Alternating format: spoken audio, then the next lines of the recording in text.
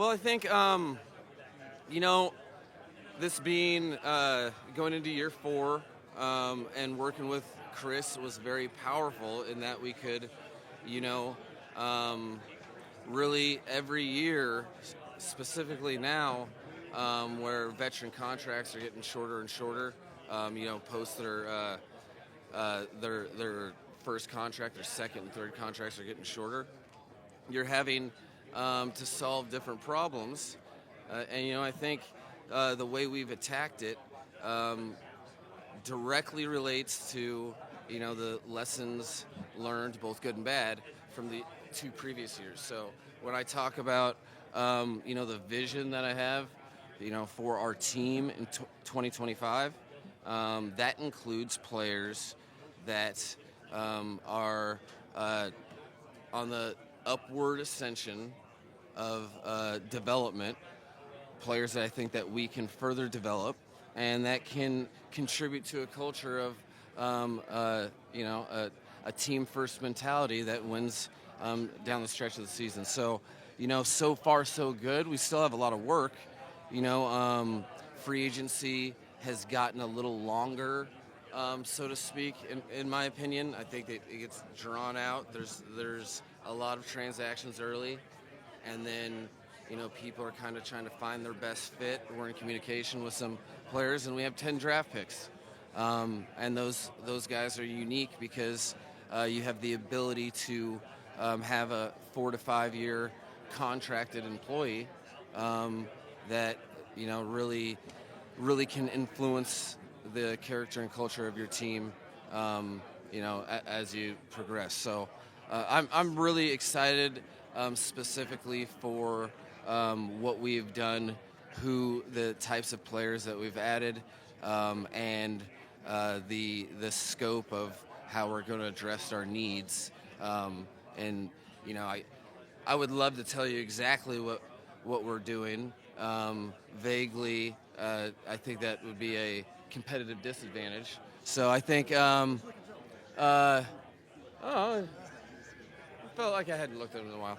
But so it is so far so good, in lesser words. Tyreek Hill posted on social media what appeared to be a peace out emoji in response to a post suggesting he could be traded.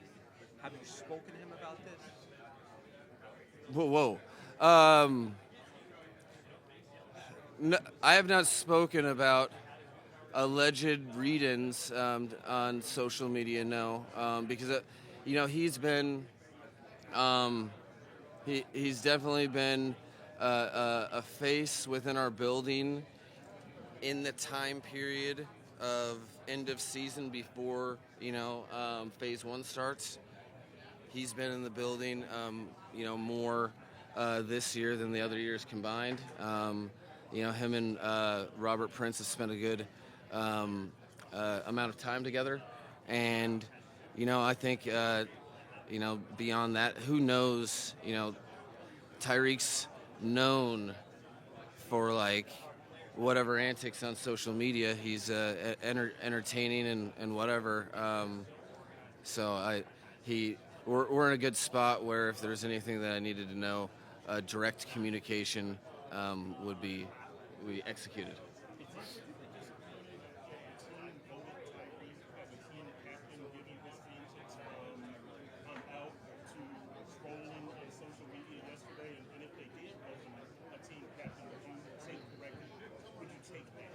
No, I think that's a great question because I think our team in that scenario, I think I would be pumped if he was voted captain, because I think that Tyreek, being accountable for who he is as a competitor and the what he's learned from in his journey, I think that means that his teammates have seen him completely, that they're all they've all as teammates fully embraced the whole process of, hey, I'm a human being.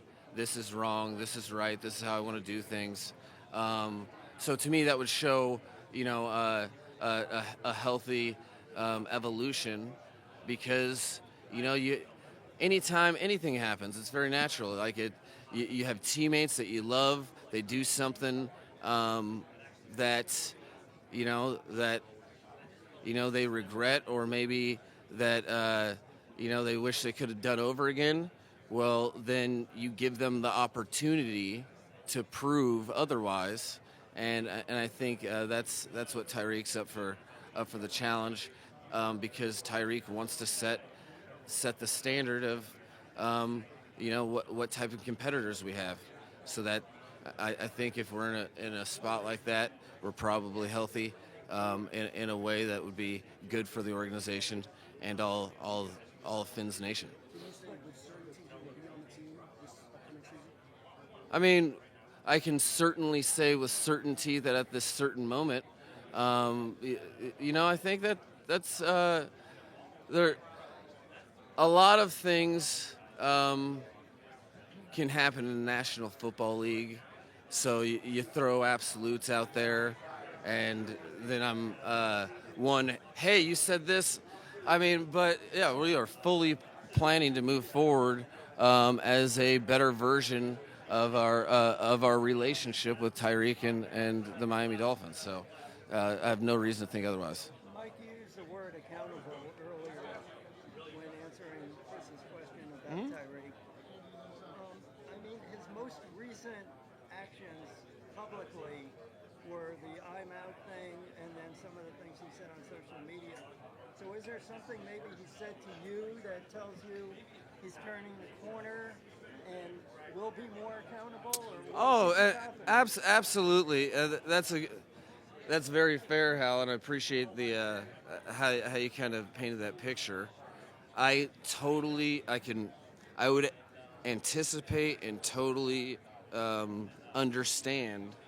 All right, the scope with which the fan base has a vision on, and what the in-house relationships are. I'm speaking from a place of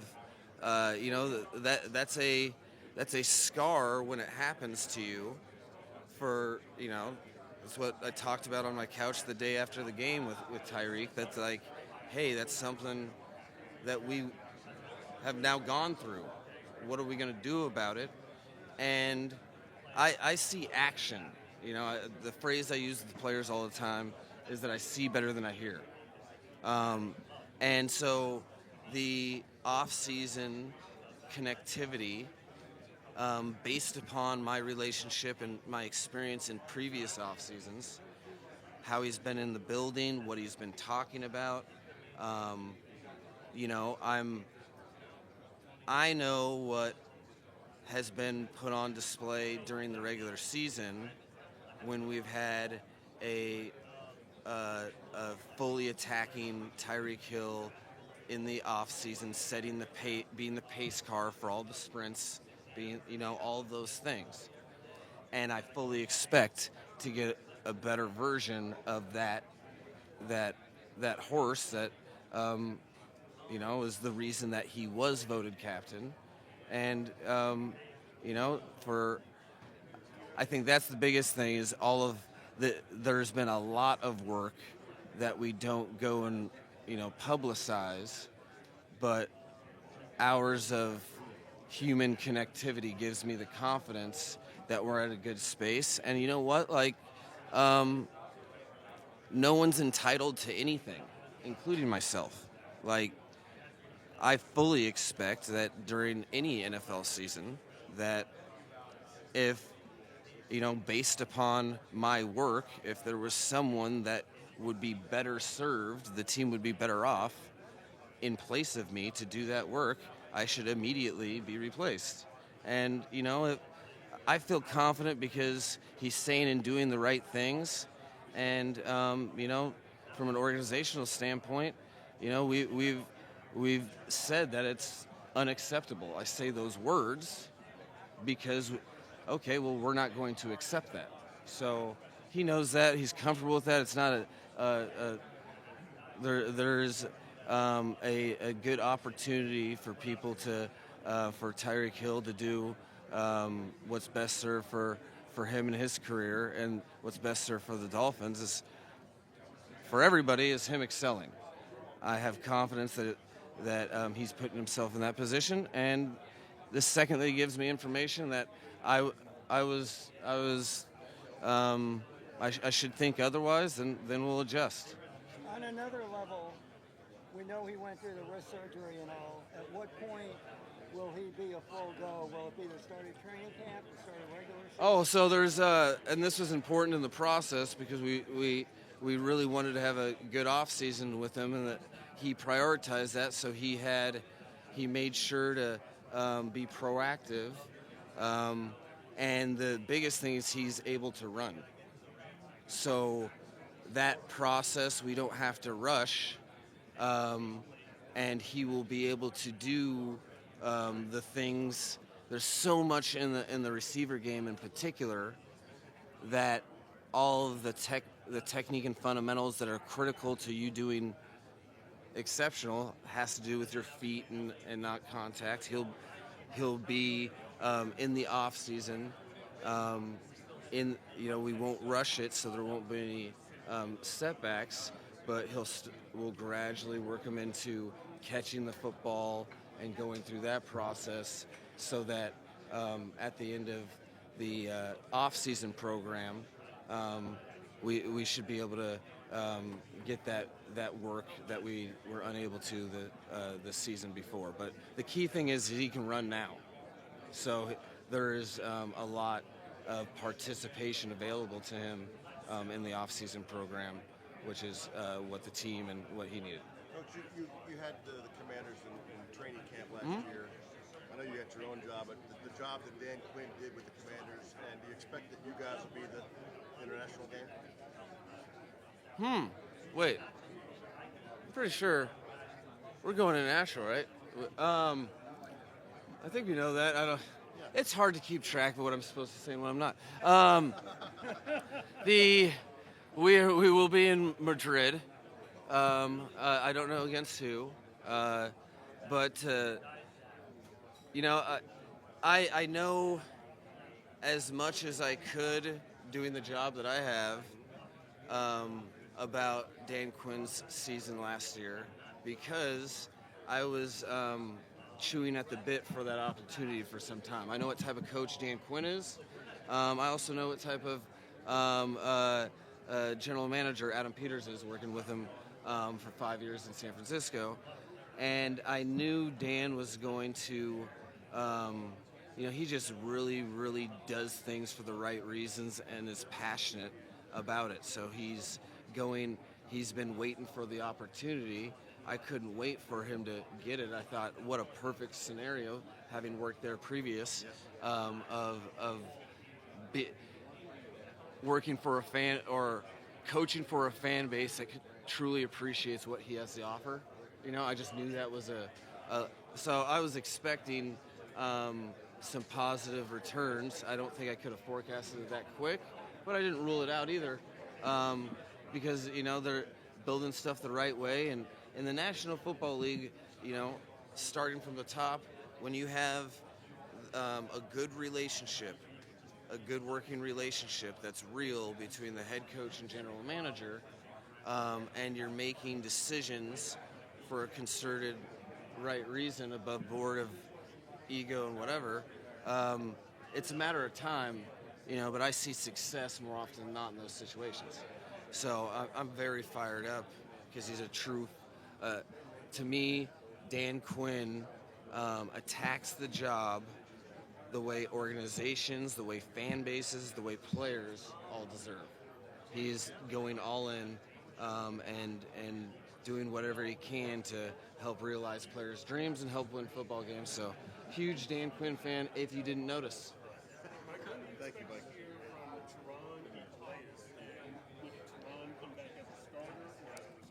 So, both guys are, there's a reason they're some of our favorite guys. Great communication with both of them. Calais specifically, is in a unique situation where he's assessing, multiple options as you know, a, a player in the 45th year of his career. So, like, I understand, and there's a lot at play in that with regard to, all right, so you're afforded your play is high, you decided to play another year. He's assessing those options, and he's a very important. He was a very important player to the team last year, and I see him having the opportunity to be a very important player on the team this year. I also see within that position group, because of reasons of a competitive disadvantage that I've mentioned before, I can't. I feel like we have some options at the position. He has some options. It is that position in particular has been, a focal point, of mine this offseason, and I feel good about how it could play out. And there's a couple different scenarios that could play out, as well as Tehran. Like I said at Indy, it's important for me to operate as though he is unavailable to us. He's a consummate professional that has earned this opportunity to figure out what he wants to do with his life. However, I do feel, in a reasonable amount of, I don't know, what's a reasonable time? Reasonably, let's say 2 weeks. I just feel he's getting close. He's getting closer to having conviction, but we're in constant communication with him as well. That's something that I think that will kind of be motivated by. All right, the great thing about Tehran and I is we have had unbelievable amount of conversations about his body and how he feels like that, right? And so I think they're, tied into that, where he's at relative to other years and how we could realistically forecast it. I think that's going to kind of shape, that the answer to that question, because it hasn't ever been about Tehran's play, right? It's been about how he's been available, and he's been straining to be more available for us than probably a counterpart would. He's played through a lot of stuff, and I think, we're fortunate that we have a heavy amount of reps on the topic, and we'll be able to, have a conversation about what that looks like, because that will be clean when that comes. What he'll be coming back as, whether that if he would be even able to compete to be able to withstand the rigors of the season as a starter. Why do you have confidence that Zach Wilson is the right choice if Tua were to miss time, as he has, we all know, in some recent years? Well, I think it's layered. This was something that was on, our mind for a considerable amount of time, and it goes back to, everybody has a different circumstance, but we drafted a quarterback in San Francisco the year he came out. I watched every snap of his collegiate play, and he was a phenomenal talent that, in my opinion, didn't have reps at an NFL pocket yet. Like, he had at BYU, he was launching it from about 10 and 11 yards deep, and you're not in the phone booth. And so, in my estimation, there was going to be some nuanced growth to his game that I think it is close to impossible to excel at that early in that new form of football that he was playing. That's powerful to me in that there's very few people that know what it's like to be drafted high in New York City. And so then to see his resolve, to see where he's digested the whole situation, and it's like anything for all of us. Okay, if you have adversity in your life, that can be a source of strength and growth, or it could be a source of, all right, that's what defines you, and you can't get over that.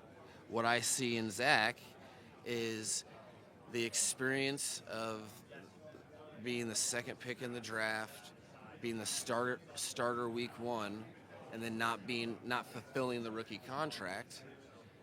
That is behind him. So to me, that's an exciting prospect. Because that's there.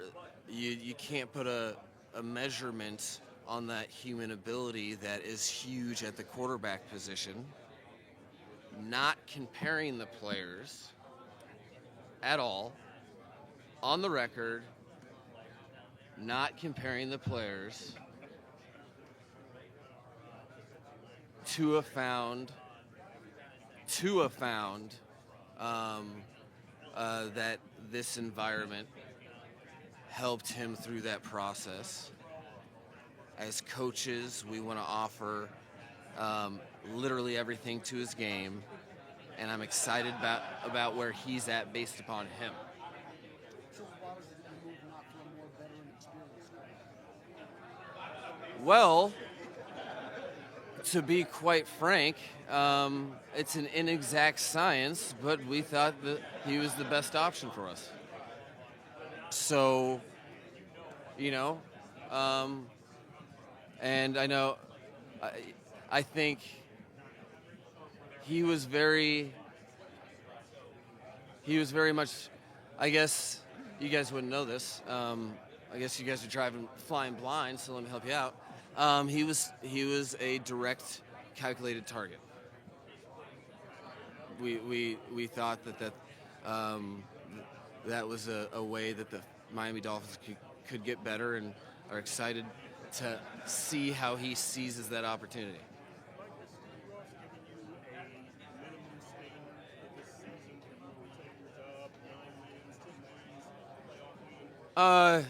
No, that would be a very unique conversation. No, I think it's important. I see the pattern of what it is to be a head coach, and the responsibilities and the realities of it very clear. Mr. Ross has been only supportive to me, and ultimately, there's the way I look at it is I expect him to act on what I believe my position to be. Okay, so I'm not entitled to my position as the head coach of the Miami Dolphins. And so as we work together, he knows my expectation is to be the best person for the job. And, that can get convoluted. Was I the best person for the job last year? We lost more than we won. We were 8-9.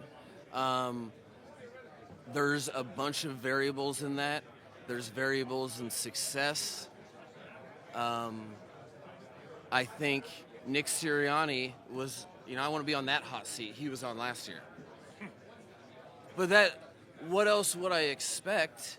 You're not entitled to position, and ultimately, if it's deemed that the organization would be best served with someone else, like I'm more on board with that than people realize. I think that's a natural part of it. It's why I didn't start. It's why I was able to not change when the same people are pointing out my failures were hyping me up through success.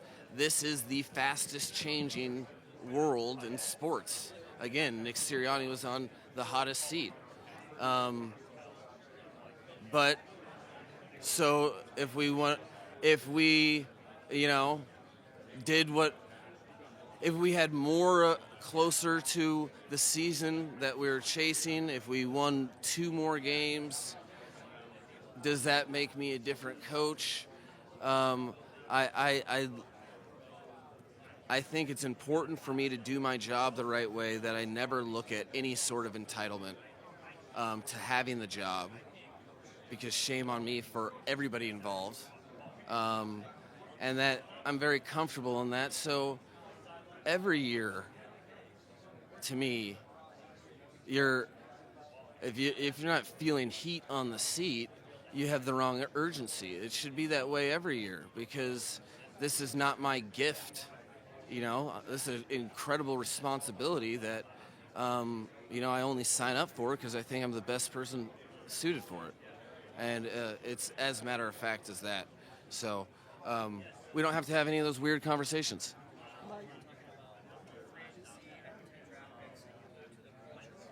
Hmm?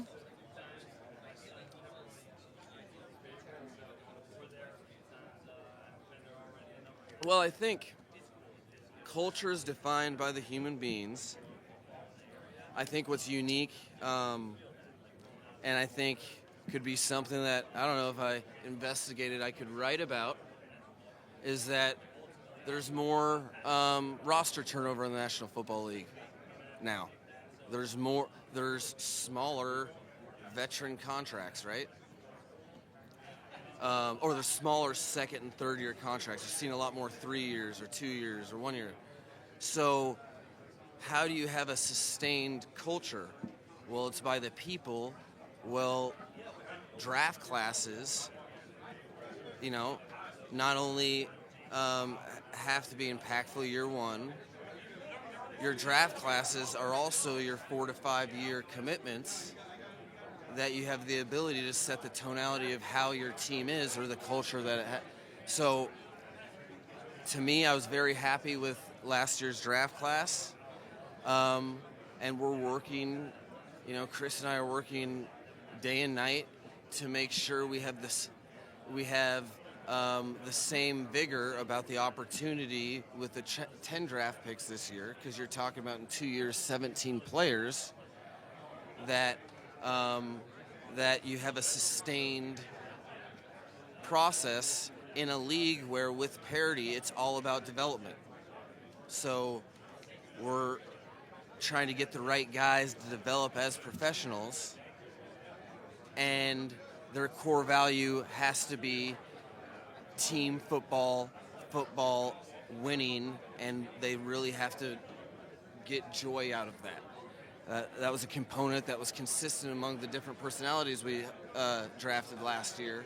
All these guys were living and breathing football, and I think that's even more important as each team, all 32, have a unique exercise. It has changed in the last couple years, specifically, of having your football team having an identity that progresses while handling all the roster turnover that's natural with all these shorter contracts that people are signed up for. So it is, I think that the draft has always been fun. The draft has always been important. There's a unique twist to the draft now, as I see it, big picture, and it's very important that we not only take all the things that we did well from last year and that draft class, but we have 3 more. We have 10 picks, and so that we try to have as many contributors to our football team and our culture as possible with those draft picks that will be here for a minute. You mentioned it as a play calling head coach. What do you value most as an offensive coordinator and how do you see it your path? Well, I think it's super important as a play calling head coach that the only way that you can even enter into that sphere is if you're properly assisted, because there's a merger, so to speak, of a couple jobs. Well, you can't do two jobs. You'll be poor at both. So to merge those, there has to be a support system within the coaching staff that enables you to do that. And what that is are people that can see the game, that can see the game how you will see it, or anticipate how you'll see it, and really do a lot of front end work so you can make your decisions that you'd normally do in a shorter amount of time. So what does that look like for me? I have, starting with Frank Smith, and then, Butch Berry, and, I added Bobby Sloak. Those guys, they should be able to tell me what personnel group I should be studying first, where I used to have to figure out that the best personnel group to study was this. That deep into my process, they should be able to get me there. So now I'm, examples like that. They have to be very adept at their job. They have to be self-starters. You can't do it without the right support, or you'll fail at both. And there is one place that you can't hide in the National Football League, and that's a play calling head coach. You can't hide there, so you better be supported.